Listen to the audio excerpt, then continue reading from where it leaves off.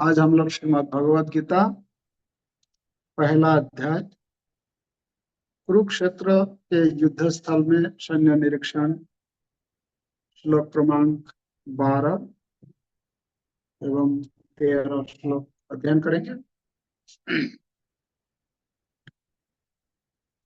सभी अपना अपना पुस्तक देखिए।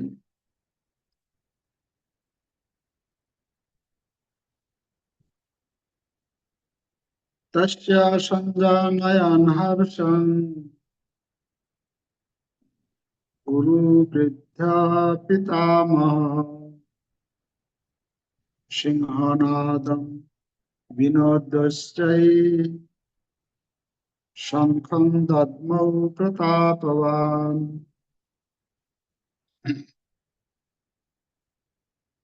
अनुवाद। तब कुरुवंश के वयोवृद्ध परम प्रतापी एवं वृद्ध पितामह ने सिंह गर्जना की सी ध्वनि करने वाले अपने शंख को उच्च स्वर से बजाया, जिससे दुर्योधन को हर्ष हुआ। तात्पर्य। कुरुवंश के वयोवृद्ध पितामह अपने पौत्र दुर्योधन का मनोभाव जान गए और उसके प्रति अपनी स्वाभाविक दयावश उन्होंने उसे प्रसन्न करने के लिए अत्यंत उच्च स्वर से अपना शंख बजाया, जो उनके सिंह के समान स्थिति के अनुरूप था। अप्रत्यक्ष रूप में शंख के द्वारा प्रतीकात्मक ढंग से उन्होंने अपने हताश पौत्र दुर्योधन को बता दिया कि उन्हें युद्ध में विजय की आशा नहीं है, क्योंकि दूसरे पक्ष में साक्षात भगवान श्री कृष्ण है। फिर भी युद्ध का मार्गदर्शन करना उनका कर्तव्य था और इस संबंध में वे कोई कसर नहीं रखेंगे। श्लोक 13। ततः शंखस्य भैर्यस्य प्रणवानकगोमुखः सहसभ्यभ्यहन्यन्त सशब्दस्तु मूलभवत्। अनुवाद। तत्पश्चात शंख, नगाड़े, विगुल, तुरही तथा सिंह सहसा एक साथ बज उठे। वह समवेत स्वर अत्यंत कोलाहलपूर्ण था। तो हम लोग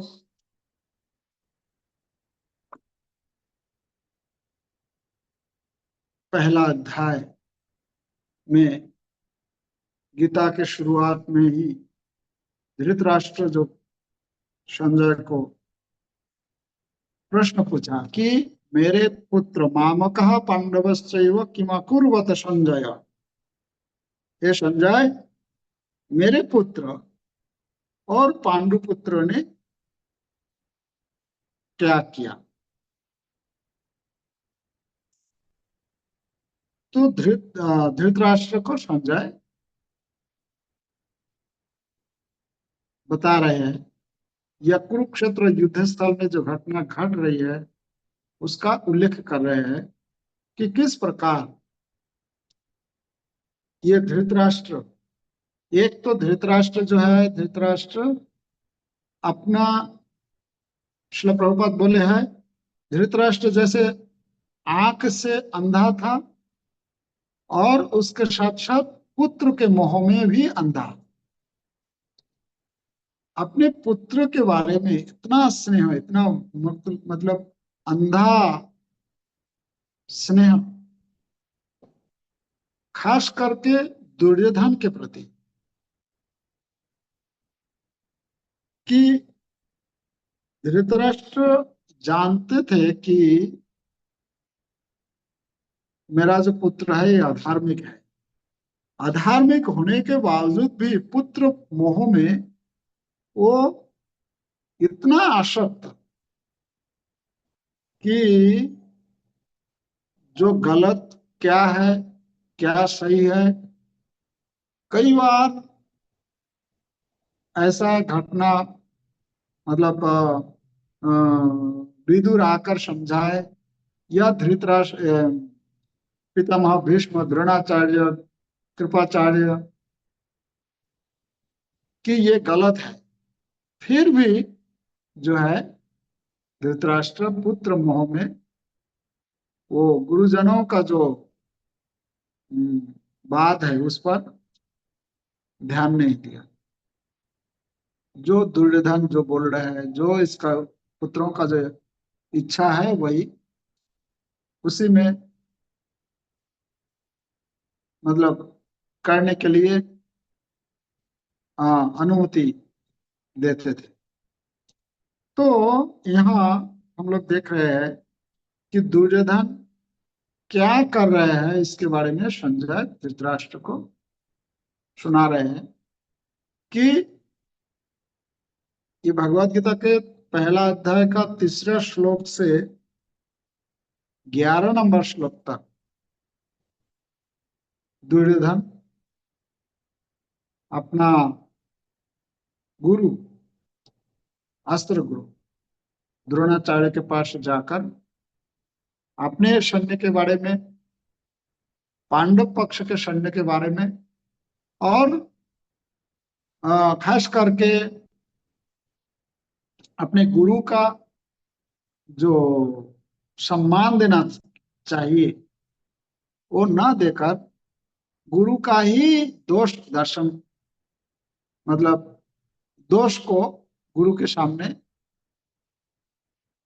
गुरु को बता रहे हैं कि आपने क्या क्या गलती किया है, जो नहीं करना चाहिए था।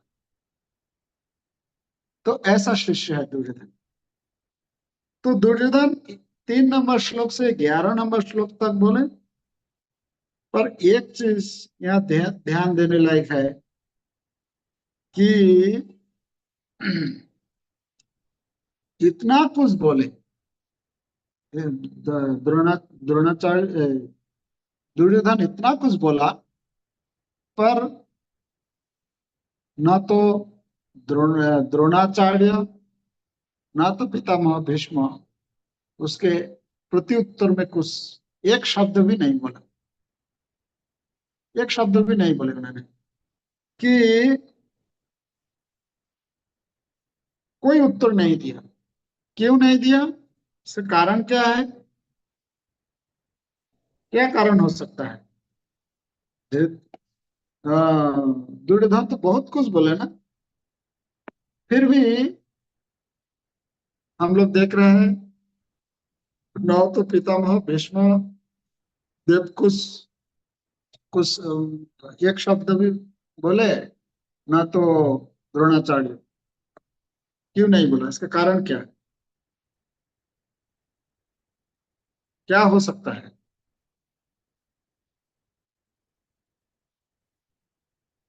कोई बता सकता है।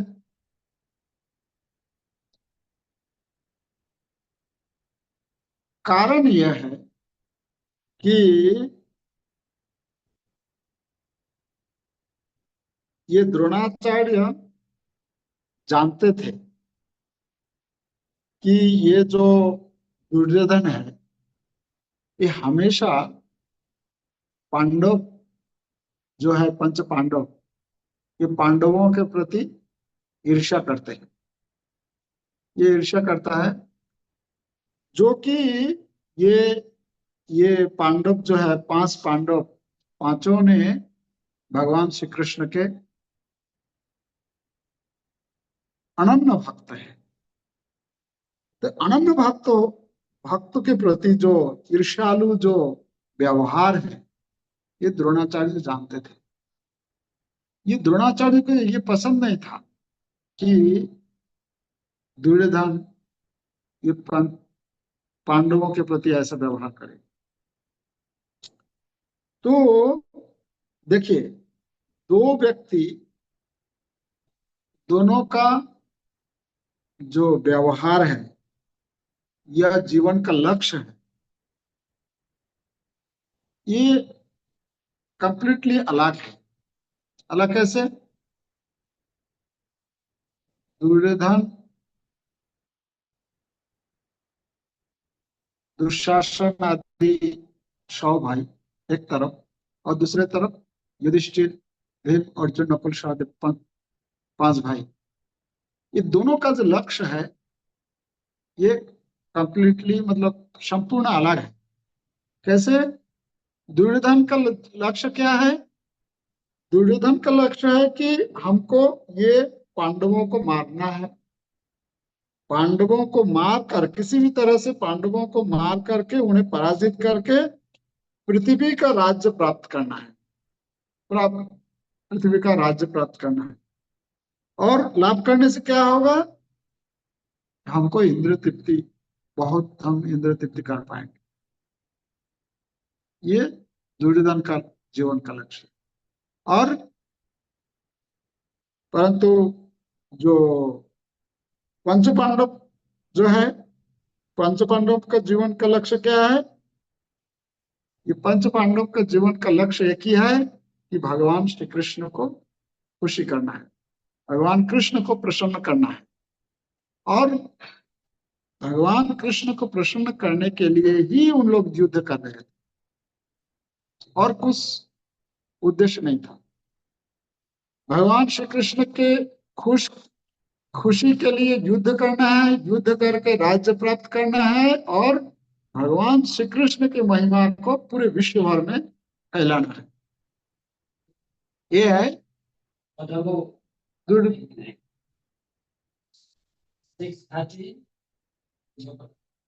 हाँ, ओके।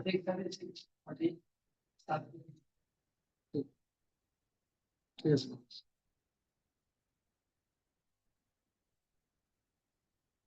महाराज आ गए थे। तो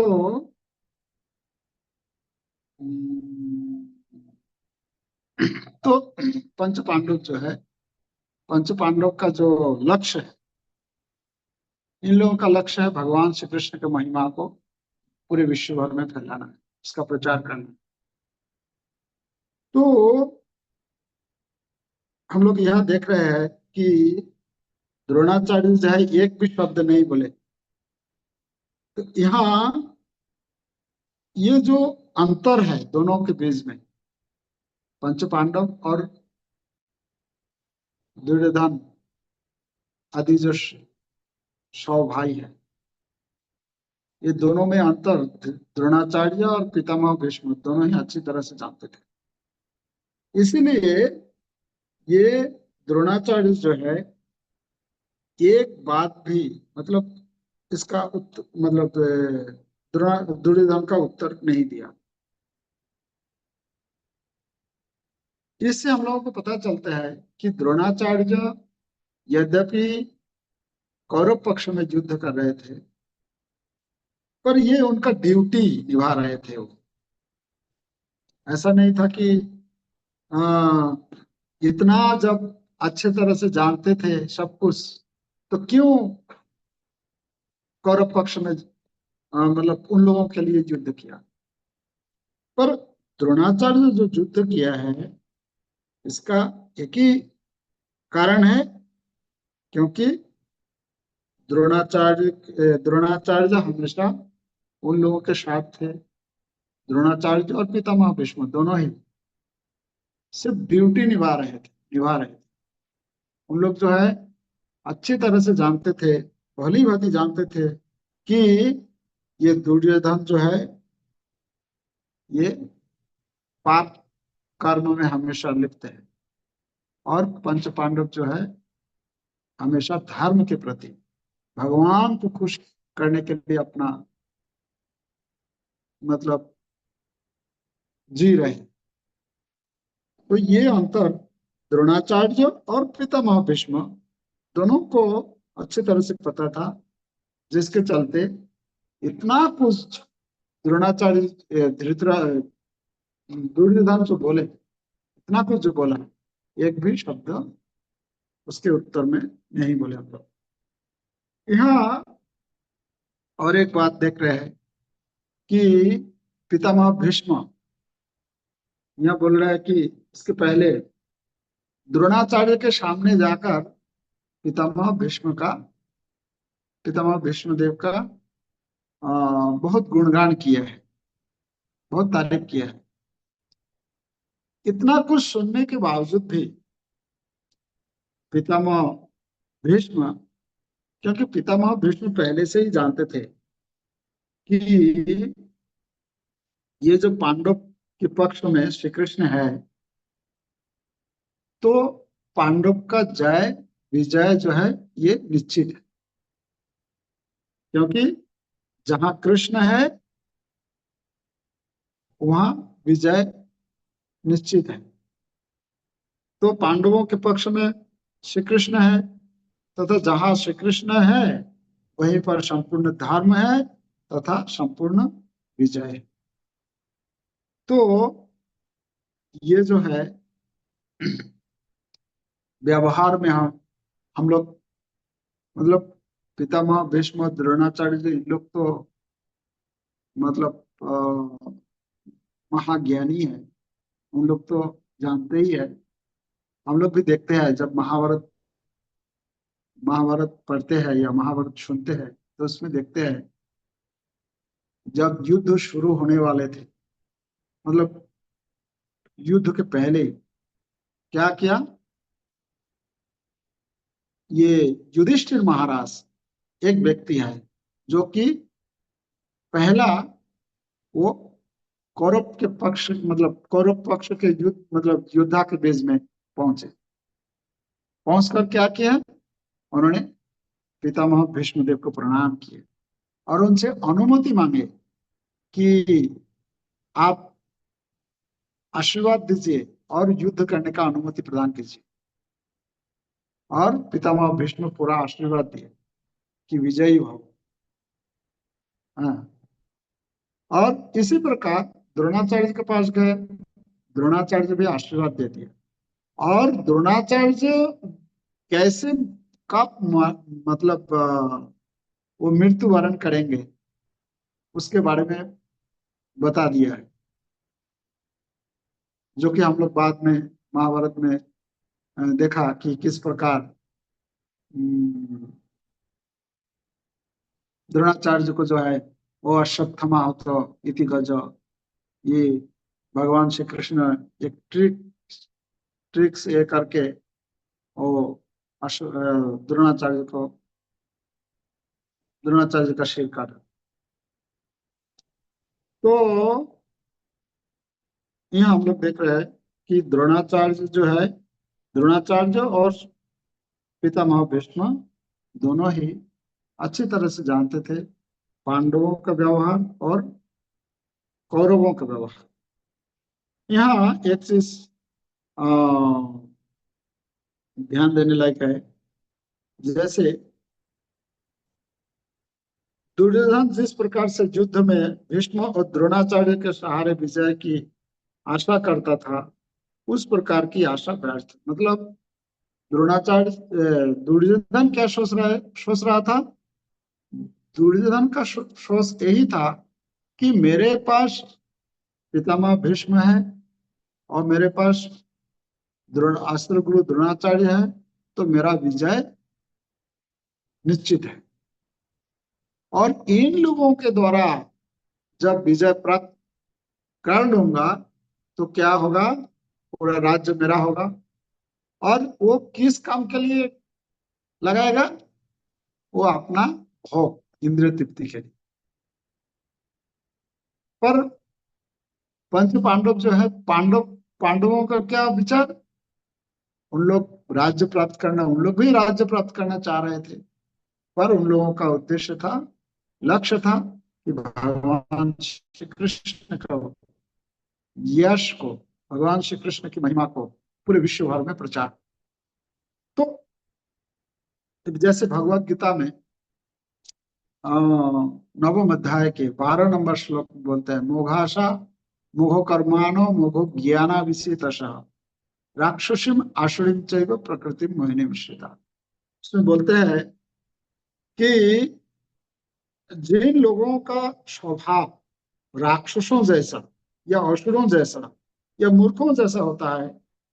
वे श्री कृष्ण को साधारण मनुष्य समझकर इंद्र तृप्ति के द्वारा अपने जीवन को सुखी करने का प्रयास करते हैं। भगवान कृष्ण को नहीं मानते, भगवान जो बोलते हैं वो नहीं सुनते हैं। वो क्या करता है, अपने प्रयास से अपना जीवन को सुखी बनाना चाहता है, परंतु ये तो संभव नहीं है।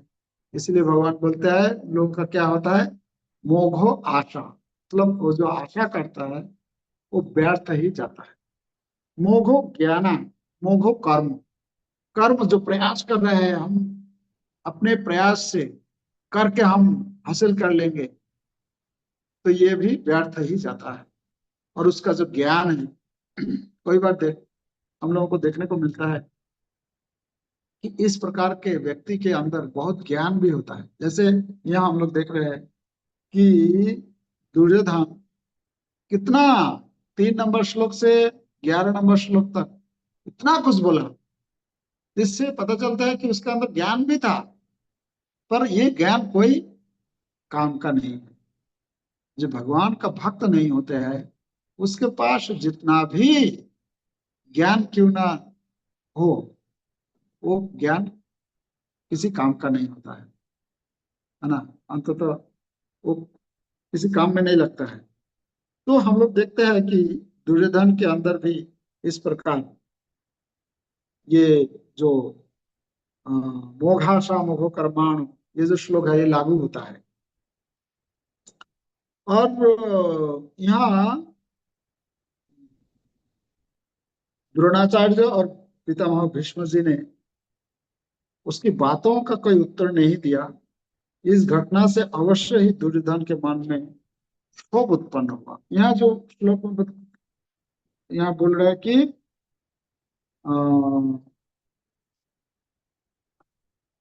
तस्य संजय नयन हर्ष, हर्ष उत्पादन करने के लिए, है ना, इसमें बोलता है पितामह भीष्म ने धनी करने को, अच्छा, जिससे दुर्योधन को हर्ष हुआ। तो दुर्योधन जो है इतना कुछ बोलने के बाद भी कोई प्रति उत्तर नहीं मिला, और अंदर से अंदर मतलब बहुत डरा हुआ था वो, भय काम कर रहा था उसके अंदर, पर वो बाहर में दिखा रहा था कि नहीं, मैं भयभीत नहीं हूं। पर पितामह भीष्म उनको, ये यहाँ अनुवाद में बोलते हैं, नहीं श्रील प्रभुपाद तात्पर्य में बोलते हैं कि कुरु वंश के वयोवृद्ध पितामह अपने पुत्र दुर्योधन का मनोभाव जान गए और उसके प्रति अपनी स्वाभाविक दयावश उन्होंने उसे प्रसन्न करने के लिए अत्यंत उच्च स्वर से अपना शंख बजाया, जो उनकी सिंह के समान स्थिति के अनुरूप था। सिंह के समान मतलब सिंह जैसे एक जो वन में रहता है, वो जब दहाड़ लगाता है एकदम पूरा गर्जना करता है, और चारों तरफ जो है जो अन्य जानवर है वो सब भाग जाता है। तो पितामह भीष्म जो है वो जब शंख बजाया, इतना गर्जना करता हुआ शंख बजाया, उद्देश्य क्या था, उद्देश्य यही था, पितामह भीष्म को पता चला कि ये जो है दुर्योधन इतना कुछ इधर भाग रहा है, इधर दौड़ रहा है, ये कुछ बोल रहा है, उसको कुछ बोल रहा है, इसके बारे में कुछ बोल रहा है, इसका अंदर जो है ये क्यों ऐसा कर रहा है, ये अपना अंदर का डर को उसको छुपाने के लिए कर रहे हैं, ये बहुत डरा हुआ है। तो इसीलिए उसका डर को कम करने के लिए, हर्ष उत्पादन करने के लिए पितामह भीष्म ने ये शंख बजाया, है ना, ये शंख उन्होंने इसलिए बजाया। और इसमें बोलते हैं कि हमारे आचार्य बोलते हैं कि पितामह भीष्म जो शंख बजाया, इससे ये भी मतलब संवाद देना चाह रहे हैं कि देखो दुर्योधन ये जो युद्ध होने जा रहा है, इसमें पांडव पक्ष का ही विजय निश्चित है। तुम जो मन में अपना जो सोच रहे हो, ये ये कोई काम का नहीं है। हाँ, तुम्हारा तुम्हारा जो ये युद्ध में तुम्हारा कोई मतलब विजय का कोई लक्षण नहीं है। तो हर्ष उत्पन्न करने के लिए शंख बजाया। जैसे अ, दुर्योधन का स्वभाव जो है, दुर्योधन का स्वभाव क्या था? रजोगुणी व्यक्ति। रजोगुणी व्यक्ति बहुत कुछ करता है ना। कर्म नाम समय स्प्रिय, बहुत कम कर्म करता है वो। ये दुर्योधन जैसे 18 अध्याय के, भगवत गीता के 18 अध्याय के 27 श्लोक में भगवान बोलते हैं कि ये जो रजोगुणी व्यक्ति है, इसका 6 लक्षण होता है। 6 लक्षण क्या क्या है इसका? इसमें अनुवाद में बोलते हैं 18 अध्याय के 27 श्लोक। जो कर्ता कर्म तथा कर्म फल के प्रति आसक्त होकर फलों का भोग करना चाहता है, तथा जो लोभी, सदैव ईर्ष्यालु, अपवित्र और सुख दुख से विचलित होने वाला है, वह राजसी कहा जाता है। इसलिए प्रभुपाद लिखते हैं तात्पर्य में, मनुष्य सदैव किसी कार्य के प्रति या फल के प्रति इसलिए अत्यधिक आसक्त रहता है क्योंकि वह भौतिक पदार्थों, घर बार, पत्नी तथा पुत्र के प्रति अत्यधिक अनुरक्त होता है। ऐसा व्यक्ति जीवन में ऊपर उठने की आकांक्षा नहीं कर रखता। वह इस संसार को यथासंभव आरामदेह बनाने में ही व्यस्त रहता है। सामान्यतः वह अत्यंत लोभी होता है और सोचता है कि उसके द्वारा प्राप्त की गई प्रत्येक वस्तु स्थायी है और कभी नष्ट नहीं होगी। ऐसा व्यक्ति अन्यों से ईर्ष्या करता है और इंद्र तृप्ति के लिए कोई भी अनुचित कार्य कर सकता है। अतः ऐसा व्यक्ति अपवित्र होता है और वह इसकी चिंता नहीं करता कि उसकी कमाई शुद्ध है या अशुद्ध, है ना। यदि उसका कार्य सफल हो जाता है तो वह अत्यधिक प्रसन्न और असफल होने पर अत्यधिक दुखी होता है। रजोगुणी कर्ता ऐसा ही होता है। तो हम लोग देखते हैं कि ये दुर्योधन के अंदर ये जो 6 लक्षण है, 6 लक्षण क्या है? एक है वो है राग। राग मतलब आसक्त, आसक्ति, कोई चीजों में आसक्ति। राग का शब्दार्थ में क्या दिया है? रागी। रागी मतलब अत्यधिक आसक्त। पहला है अत्यधिक आसक्त, दूसरा है वो कर्म के फल की इच्छा, मतलब उसको भोगने का इच्छा। मैं जो कर रहा हूं ये मुझे प्राप्त होगा, ये मुझे भोग मिलेगा। तीसरा है वो बहुत लोभी होता है। चौथा होता है हिंसा करने वाला, मतलब दूसरों को हिंसा करते हैं।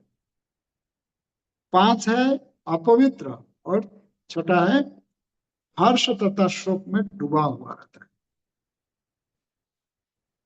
तो हम यहाँ दुर्योधन के आचरण में ये 6 लक्षण दिखाई दे रहे हैं। और वो रागी, रागी मतलब रजोगुणी व्यक्ति के अंदर कुछ वस्तुओं तथा कुछ व्यक्तियों के प्रति तीव्र राग होता है। कोई चीज के प्रति आसक्त हो जाता है या कोई व्यक्ति के प्रति आसक्त हो जाता है। किसके प्रति? जिससे उसको इंद्र तृप्ति का मतलब ईंधन मिलता है, उसको कुछ सहायता मिलता है, उसके प्रति वो आसक्त हो जाता है, या वो चीज के प्रति, वस्तु के प्रति आसक्त हो जाता है। तो और आश राग के साथ साथ, मतलब रागी के साथ साथ द्वेष भी होता है। मतलब जो उसको इंद्र तृप्ति में सहायता करता है उसके प्रति आसक्त हो जाता है, और जो इंद्र तृप्ति में बाधा डालता है या बाधा आ जाता है तो उसके प्रति वो द्वेष करता है। वो वस्तु के प्रति या व्यक्ति के प्रति वो द्वेष करता है। तो ये दो चीज होता है ना। ये हो गया पहले। दूसरा है क्या? कामुक फल के प्रति आसक्ति।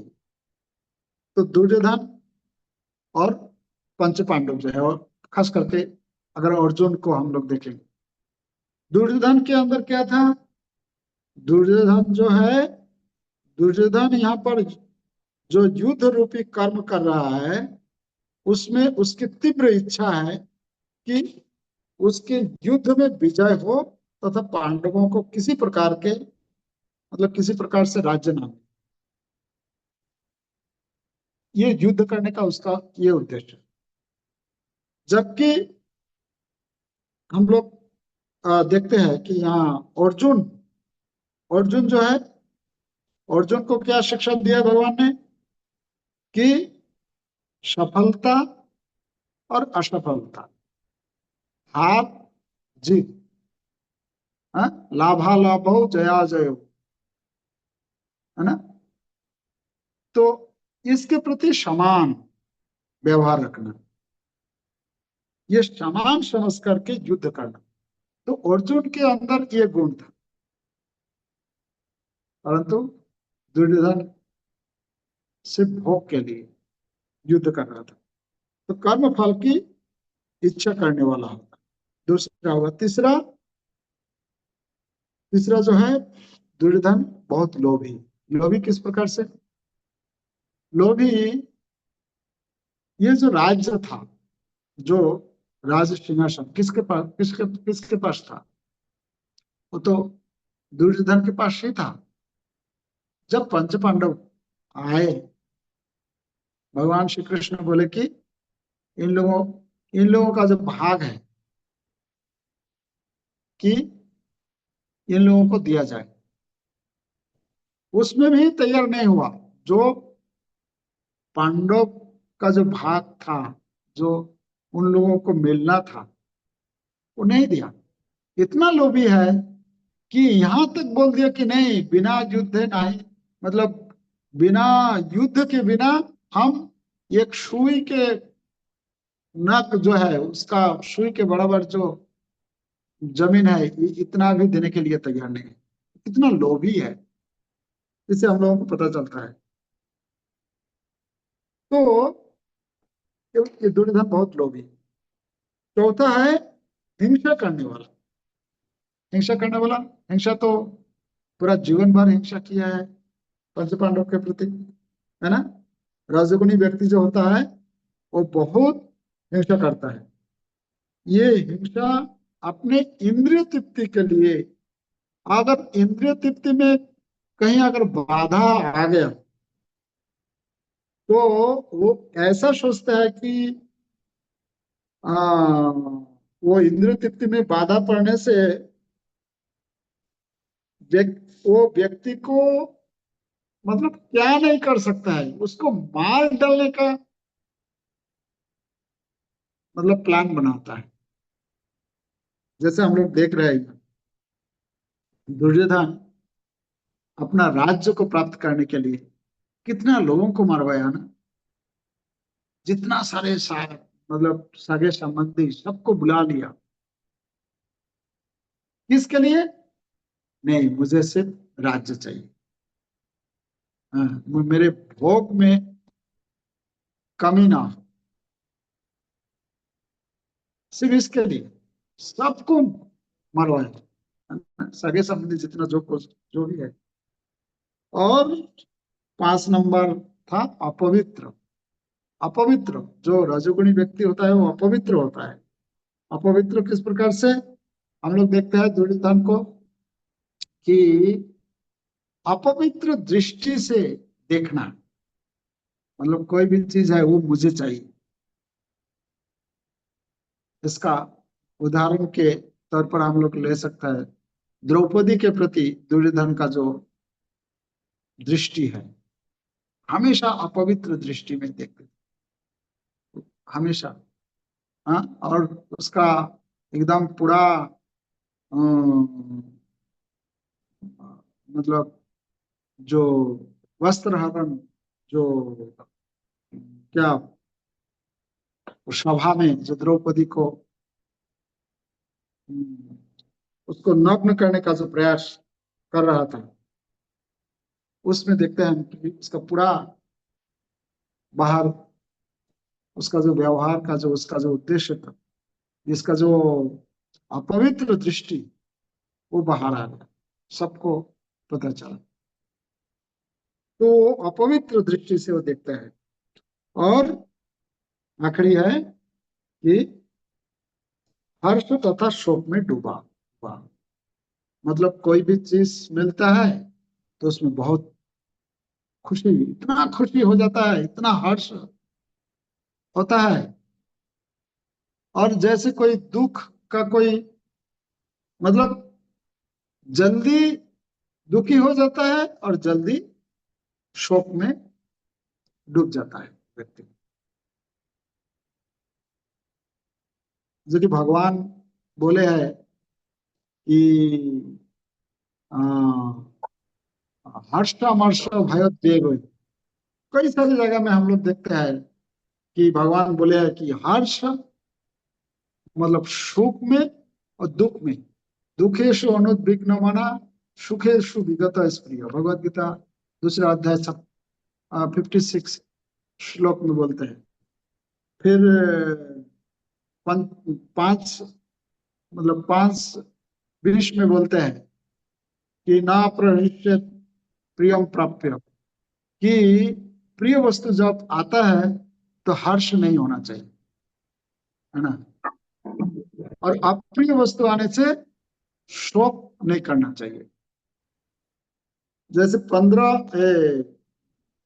12 अध्याय का जो 15 श्लोक है, 15 और 16, दोनों श्लोक में 15 और 17 भगवान उसमें बताते हैं कि कौन मेरा प्रिय है, कौन मेरा प्रिय है। 15 नंबर श्लोक में बोलते हैं कि हर्षमर्ष भय बेगर जस जस समय प्रिय, जो व्यक्ति हर्ष और अमर्ष मतलब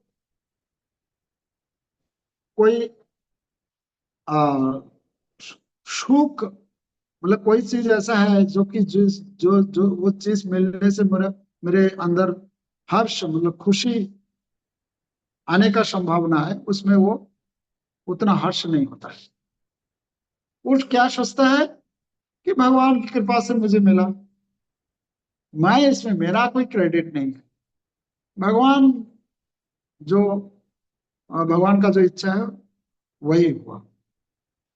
लाइफ में कभी दुख आ गया, ऐसा दुख की परिस्थिति, तो वो ये भी सोचता है कि पिछले जन्म में मैंने कुछ ऐसा कुछ किया होगा जिसके चलते मुझे आज ये दुख मुझे मिल रहा है। तो ये विचार हमेशा कौन रख सकता है? जो भगवान के भक्त है। भगवान के भक्त के बिना ये संभव नहीं है। हम्म? तो यहाँ जो है हम लोग देखते हैं कि ये भगवान भगवत गीता में कई सारी जगह में ये हम लोगों को हमारे जीवन में भी हम लोग इसको इसमें ध्यान देना चाहिए। कोई भी चीज, कोई अच्छा संवाद कुछ मिला, कोई चीज मुझे प्राप्त हुआ, तो इससे इससे क्या मतलब ज्यादा खुशी नहीं करना चाहिए। जैसे आजकल लोग करते हैं ना, विजय विजय मिছিল निकालता है, जैसे जुलूस निकालता है कि हाँ हम जीत गए हैं। तो इसे ज्यादा खुशी नहीं करना चाहिए, क्योंकि अभी मुझे ये खुशी, जीवन में खुशी का समय आ गया और फिर तुरंत फिर दुख का समय आ जाएगा। ये हमेशा चलता रहता है। तो इसलिए दुख आने से भी इतना ज्यादा अ, शोक नहीं करना चाहिए, क्योंकि वो दुख जो है ज्यादा समय के लिए नहीं रहेगा, वो भी भगवान का दिया हुआ है। तो इसलिए भगवान का दिया हुआ ये समझ करके कि भगवान ने ही दिया है, तो इसलिए मुझे ज्यादा शोक, इसके बारे में ज्यादा सोचना नहीं चाहिए। मेरा जो ड्यूटी है वो मुझे करना है। तो यहाँ जो है, और एक बात है कि यद्यपि भीष्म जी जानते थे कि युद्ध का परिणाम दुर्योधन के अनुकूल नहीं होगा, परंतु उसके शोक से भरे हुए मन में उन्होंने क्षणिक हर्ष उत्पन्न करने के लिए शंख बजाए। पितामह भीष्म शंख बजाए। पितामह भीष्म के यहाँ जो है एक शब्द अ, प्रयोग किया गया है। क्या क्या शब्द है? कुरुवृद्ध पितामह। ना, कुरुवृद्ध पितामह। कुरुवृद्ध मतलब कुरुओं में जो है वृद्ध है, पितामह, इसलिए उनको पितामह बोलते हैं। जितने लोग थे वहां सबसे वयोवृद्ध। वृद्ध जो है दो प्रकार के वृद्ध होता है। एक होता है ज्ञान वृद्ध और दूसरा होता है वयोवृद्ध। वयोवृद्ध और ज्ञान वृद्ध। तो वय मतलब उनका उम्र ज्यादा, और ज्ञान वृद्ध मतलब सब कुछ जानते थे। हम लोग देखते हैं पितामह भीष्मदेव कितना यहाँ जो वृद्ध ज्ञान गुरु वृद्ध बोला गया है, वयोवृद्ध तो थे ही, इसके साथ साथ ये ज्यादा इंपॉर्टेंट है कि वो ज्ञान वृद्ध। ज्ञान वृद्ध सब कुछ जानते थे। और हम लोग देखते हैं कि पितामह भीष्म एकदम भगवान श्री कृष्ण की महिमा, मतलब वो अच्छी तरह से जानते थे भगवान श्री कृष्ण की महिमा के बारे में। हम लोग देखते हैं कि अ, जब युधिष्ठिर महाराज, देखिए, अ, दुर्योधन जो है वो कभी भी भगवान के बारे में नहीं सुनते थे, वो नहीं सुनता था। पर युधिष्ठिर महाराज एकदम जीवन की शुरुआत से एकदम आखिरी तक भगवान के बारे में ही सुना।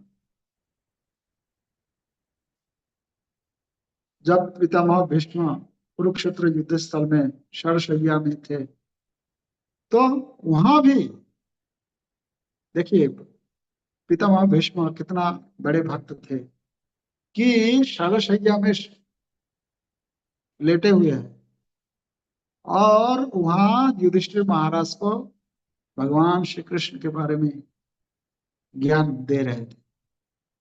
और जीवन के आखिरी तक, मतलब एकदम अंतिम निश्वास तक, अंतिम श्वास तक जो है भगवान के बारे में ही उपदेश प्रदान किया।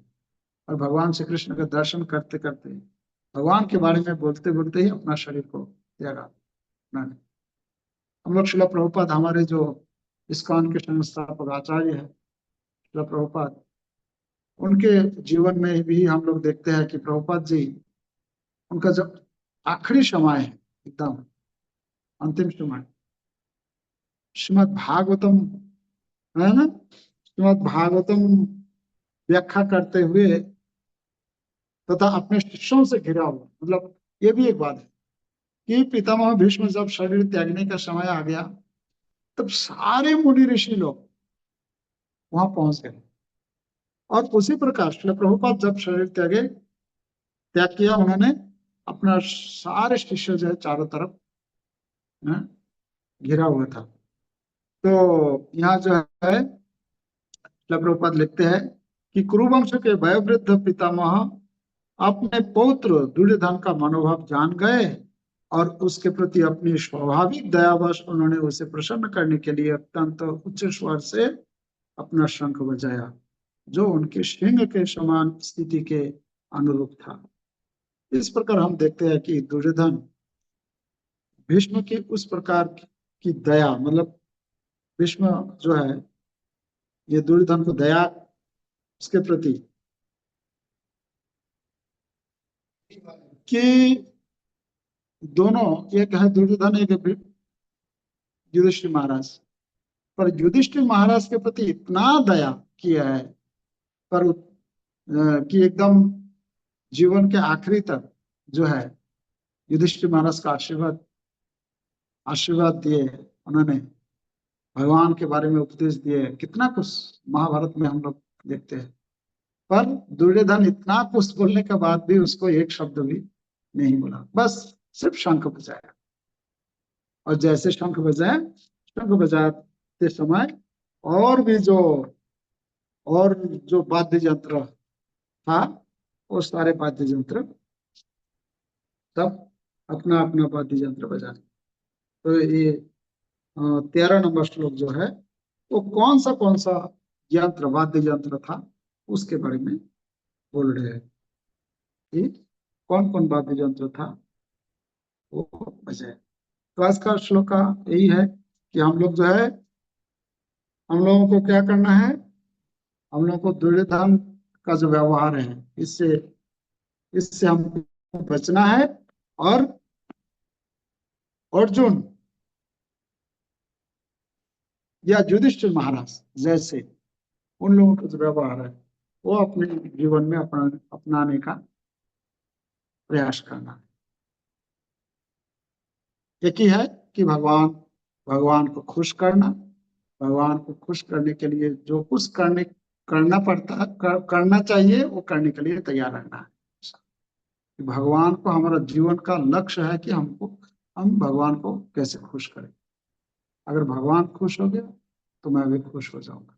अगर भगवान को अगर खुशी नहीं करेंगे, अपना खुशी ढूंढेंगे, तो कभी हम लोगों को खुशी जीवन में मिलेगा नहीं। यही हमारा ये चीज जो है हमको अच्छी तरह से समझना चाहिए। जैसे उदाहरण दिया गया है, जैसे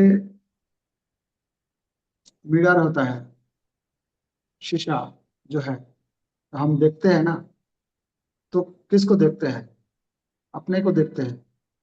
तो वो वो शीशा के अंदर जो व्यक्ति है, जो प्रतिच्छवि है, तो वो उसको अगर डेकोरेट करना है, उसको अगर सजाना है, तो क्या करना होगा। मूल व्यक्ति जो है, हम अगर अपने को सजाएंगे, अलंकार जो है वो अगर धारण करेंगे, तो अंदर में जो व्यक्ति है वो अपने आप सज जाएगा ना। तो उसी प्रकार भगवान को हम अगर खुश करेंगे तो हम अपने आप फिर हमको भी खुशी मिलेगी। तो यही हमारे जीवन का लक्ष्य होना चाहिए कि भगवान को किस प्रकार से हम लोग खुशी करें। यही हमारा जीवन का अर्थ, इसलिए हम लोग इतना कुछ कर रहे हैं कि भगवान को खुश करना है। भगवान को अगर खुशी करेंगे तो यहाँ अर्जुन अर्जुन जो का भगवान को खुश करने के लिए ही युद्ध किया है, और दूसरा कोई उद्देश्य नहीं है ना। तो यही हम लोग भी अपना जीवन में कोशिश करेंगे भगवान को खुश करने के लिए जो कुछ करना पड़ता है, क्या सीखना चाहिए, क्या करना चाहिए, क्या नहीं करना चाहिए, क्या छोड़ना चाहिए, ये सब प्रयास करना है। हरे कृष्णा कृष्ण कृष्ण हरे हरे, हरे राम राम राम हरे।